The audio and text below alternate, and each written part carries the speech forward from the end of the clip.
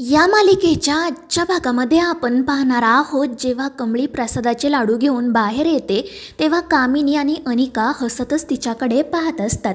मग कमळी ते प्रसादाचे लाडू गुरुजींना देते तर ही कामिनी अनिकाला सांगत असते की या कमळीने आज तुझा खूप अपमान केला आहे ना, आता बघ मी त्या अपमानाचा कसा बदला घेते ते. आता नाही ना त्या अन्नपूर्णाने हिला हाताला धरून घराच्या बाहेर काढलं तर माझं नाव कामिनी नाही. आणि ते ऐकून ही अनिका देखील खुश होते. त्यानंतर मग गुरुजी कमळीला सांगतात की बाळा, आता तू हा प्रसाद घरातील सगळ्यांना दे. आणि त्यावर कमळी ही हो म्हणते आणि सगळ्यात आधी प्रसाद देण्यासाठी त्या कामिनीकडे आणि अनिकाकडेच जाते. पण ही अनिका म्हणते की माझं डाएट सुरू आहे, मी प्रसाद नाही खाऊ शकत. पण अन्नपूर्णा म्हणते की अनिका, प्रसादाला नाही म्हणायचं नाही. त्यामुळे मग अनिका तो लाडू घेते. त्यानंतर कमळी अनिकाच्या मैत्रिणींना प्रसाद देते आणि मग त्यानंतर घरातील इतर सगळ्यांना तो वाटते. कामिनी आणि अनिका घाबरूनच त्या प्रसादाकडे पाहत असतात. आणि मग जेव्हा इतर सगळेजण प्रसाद खायला सुरुवात करतात तेव्हा कामिनी मोठ्याने ओरडताना म्हणते की थांबा, कोणीही हा प्रसाद खाऊ नका. त्यामुळे सर्वजण आश्चर्याने तिच्याकडे पाहू लागतात. अन्नपूर्णा विचारते की काय झालं कामिनी, आम्हाला का थांबवलं. तर कामिनी म्हणू लागते की हे बघा, कोणीही हा प्रसाद खाऊ नका, कारण या प्रसादाला ना केरोसिनचा वास येतोय. आणि ते ऐकून सगळ्यांना धक्काच बसतो. सगळेजण त्या प्रसादाचा वास घेतात पण इतर कोणालाही वास काही येत नसतो. अन्नपूर्णा तर कामिनीवर खूपच चिडत्याने म्हणते, कामिनी तू ना उगाच काहीतरी बोलू नको. अगं हा प्रसाद आहे आणि तो ना आपण भक्तिभावाने खायचा असतो. आणि मग घरातील सर्वजण तो प्रसाद ग्रहण करतात. अनिका आणि कामिनी मात्र घाबरूनच त्यांच्याकडे पाहत असतात. तर अन्नपूर्णा त्या दोघींना म्हणते की अगं काय झाले तुम्हाला, प्रसाद खाऊन घ्या, अशा बसू नका. त्यामुळे मग नाईलाजाने त्या दोघीजणी कसाबसा प्रसाद खाऊ लागतात. मात्र त्यांना तो वास सहनच होत नसतो. त्यानंतर आपण पाहतो की त्या कामिनीने आणि अनिकाने केरोसिन घातलेलाच लाडू खाल्लेला असतो आणि त्याचा या दोघींना खूप त्रास होत असतो. अनिका म्हणत असते की अगं ग्रॅनी आजी, हे सगळं काय होऊन बसलंय.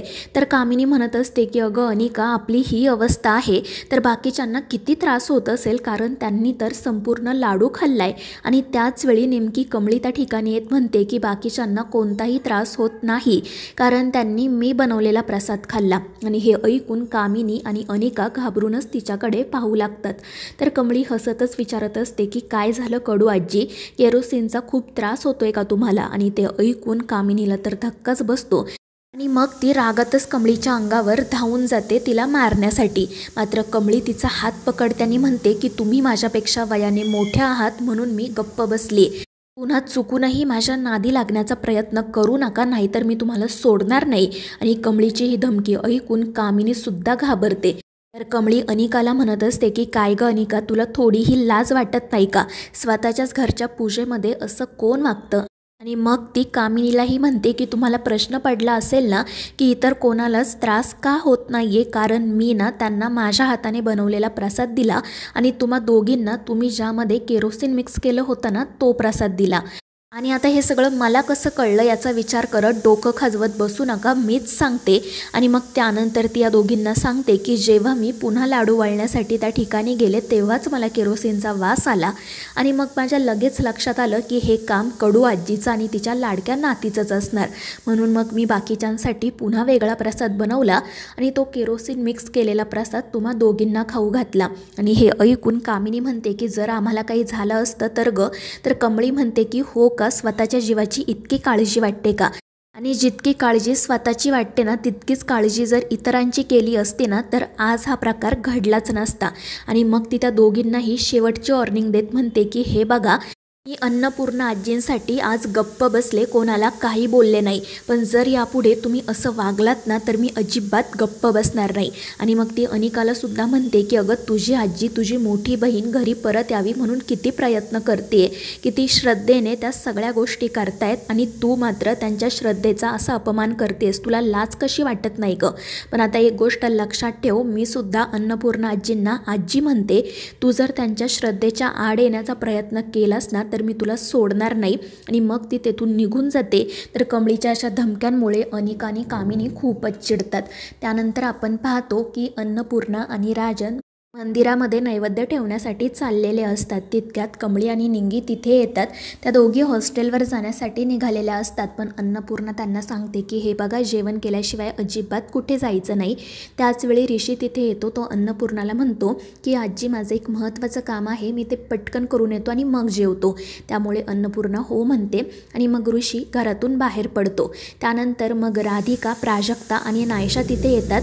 त्या तिघीजणी कमळीला आणि निंगीला म्हणतात की आपण सगळेजण सोबतच जेवण करूयात आणि मग त्या 5 जणी एकत्र जेवण करण्यासाठी निघतात. पण तितक्यात कामिनी आणि अनिका तिथे येतात आणि त्या कमळीला आणि निंगीला थांबवून घेतात. आणि मग कामिनी निंगीला आणि कमळीला म्हणू लागते की तुम्हाला जेवण करायचं आहे ना, मग चला, मी तुमच्यासाठी खास सोय केली आहे. आणि मग ती कमळीला आणि निंगीला ज्या ठिकाणी पूजेला आलेल्या लोकांनी चपला काढून ठेवलेल्या असतात त्या ठिकाणी घेऊन जाते आणि या दोघींना म्हणते की चला आता इथे बसा, कारण तुमच्या जेवणाची सोय आम्ही इथेच केली आहे.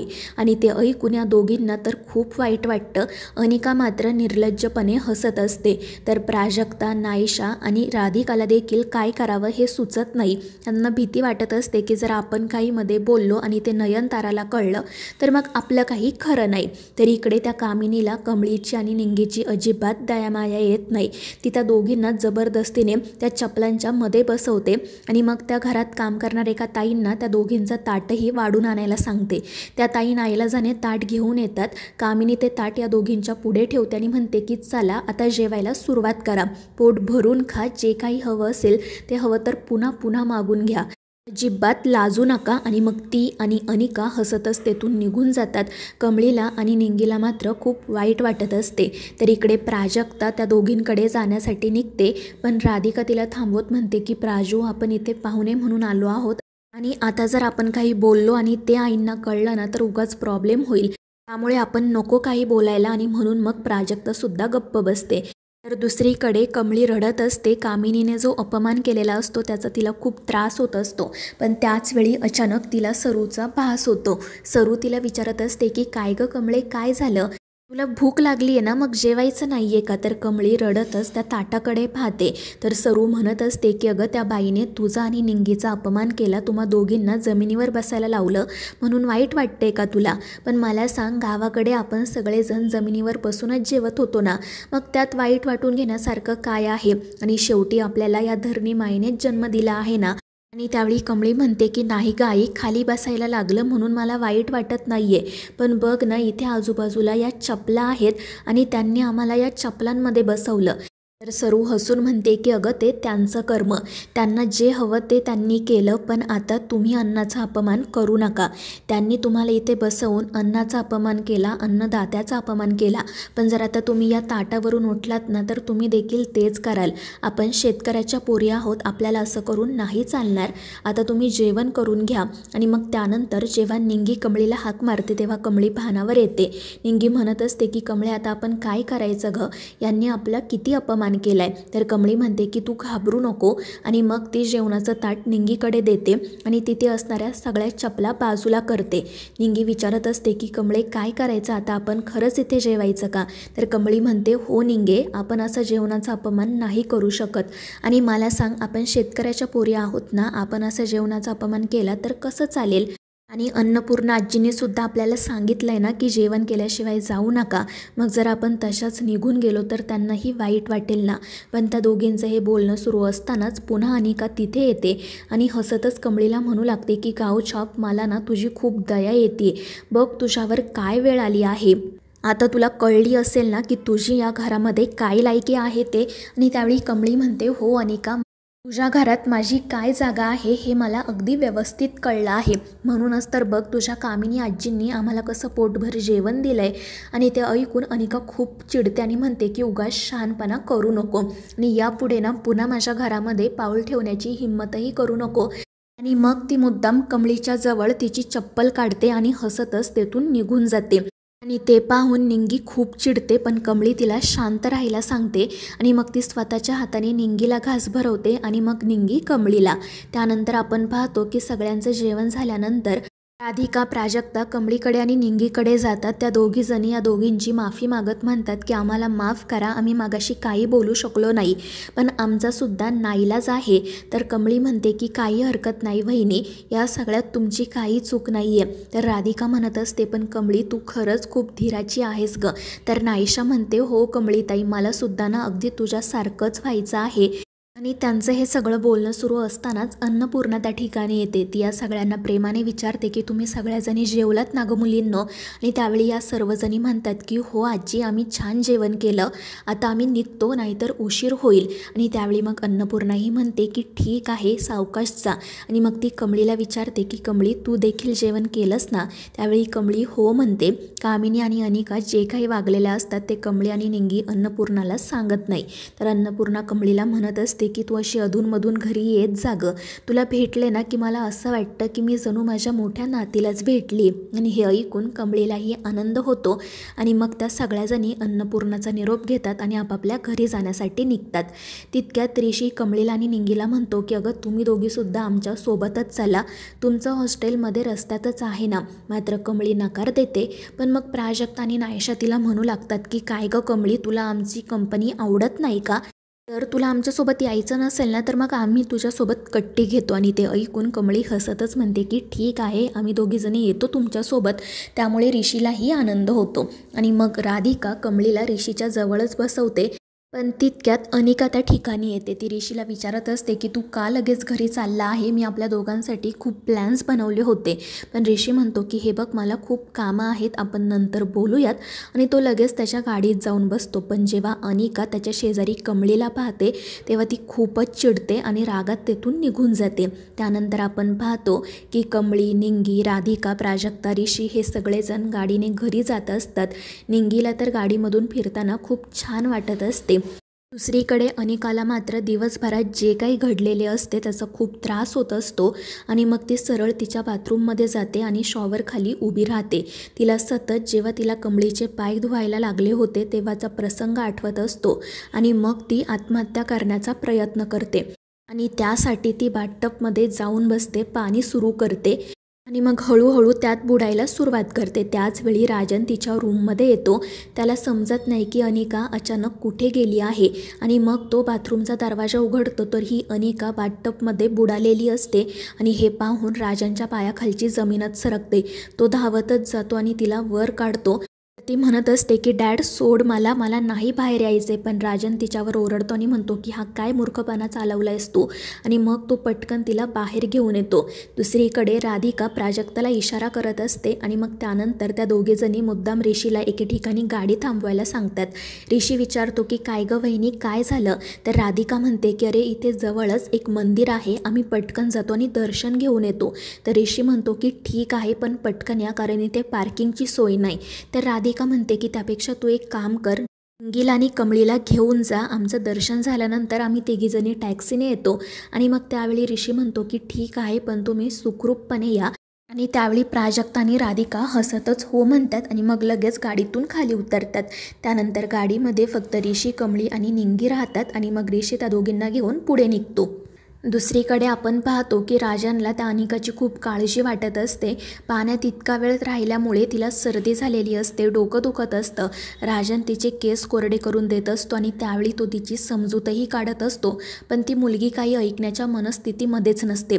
ती म्हणत असते की डॅड प्लीज तू मला समजावण्याचा प्रयत्न करू नको, तुला माहिती आहे ना आज माझ्या बाबतीत काय काय घडलंय ते. त्या गावछापने माझा किती अपमान केलाय, आज मला तिचे घाणेरडे पाय धुवावे लागले.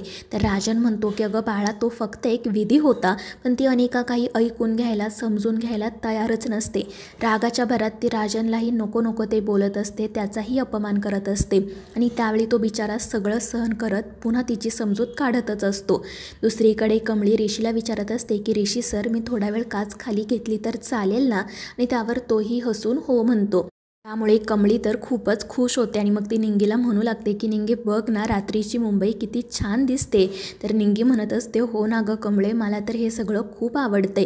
त्याचवेळी ऋषी सनरूफ ओपन करतो आणि म्हणतो की तुम्हा दोघींना मोकळ्या हवेची मजा घ्यायची असेल तर चला पटकन उभ्या राहा. आणि हे ऐकून कमळी आणि निंगी तर खूपच खुश होतात आणि मग त्या दोघीजणी लगेच उभ्याही राहतात आणि बाहेर मोकळ्या हवेची छान मजा घेतात. ऋषी त्यांना विचारत असतो की मजा येते ना? तर कमळी आणि निंगी म्हणतात हो ऋषी सर, आम्हाला खरंच खूप छान वाटतंय. पण मग अचानक पाऊस येऊ लागतो, त्यामुळे त्या दोघी पटकनी आतमध्ये जातात. दुसरीकडे आपण पाहतो की राजन अनिकाला समजावत असतो, तिला म्हणत असतो की अनिका बाळा, मी आधीच माझ्या एका मुलीला गमावलं आहे, आता माझ्यामध्ये दुसऱ्या मुलीला गमावण्याची हिंमत नाहीये. तू इतका राग डोक्यामध्ये का घालून घेतेस? हे बघ, तू या घरची मुलगी आहेस आणि तुझा हक्क, तुझे अधिकार कधीच कोणीही तुझ्यापासून हिरावून घेऊ शकत नाही. अगं, आज कमळीला फक्त पूजेचा मान मिळाला कारण ते तिच्या नशिबात होतं म्हणून. मात्र अनिका काही ऐकून घेतच नाही आणि त्यांचं हे बोलणं सुरू असतानाच कामिनी तिथे येते. ती अनिकाला समजवण्याच्या ऐवजी राजनला म्हणू लागते की राजन, बघतोयस ना माझ्या नातीची काय अवस्था झाली आहे ते, आणि या सगळ्या गोष्टीसाठी ना फक्त आणि फक्त ती कमळी कारणीभूत आहे. आणि त्यावेळी राजन म्हणतो की अगं आत्या, हे काय बोलतेस तू? तू अनिकाला समजवायचं सोडून हे नको नको ते कशाला तिच्या डोक्यात भरवते? पण कामिनी काही त्याचं ऐकून घेत नाही. त्यामुळे राजन घाबरून मनाशी म्हणू लागतो की या दोघींनी अनिकाच्या मनात नको नको ते भरवलं आहे. आता तिला मी चांगल्या मार्गावर कसं आणू, खरंच ते मला कळत नाहीये. मग तो नाईलाजाने तेथून निघून जातो. दुसरीकडे ऋषी कमळीला विचारत असतो की तुला भाजलेलं कणीस खूप आवडतं ना, मग आपण खायचं का? आणि त्यासाठी कमळीही आनंदाने होकार देते. मग ते दोघेजण निंगीला हाक मारतात, पण निंगी तर एकदम गाढ झोपलेली असते आणि हे पाहून कमळीला हसू येतं. तर ऋषी म्हणतो की जाऊ दे, आपण दोघेजण खाऊयात, तिला झोपू दे. आणि मग ते दोघेजण गाडीतून खाली उतरतात, भाजलेलं मक्याचं कणीस खायला जातात. कमळी ऋषीला विचारत असते की सर, हे कणीस मी भाजलं तर चालेल का? आणि त्यावर ऋषीही हसतच हो म्हणतो.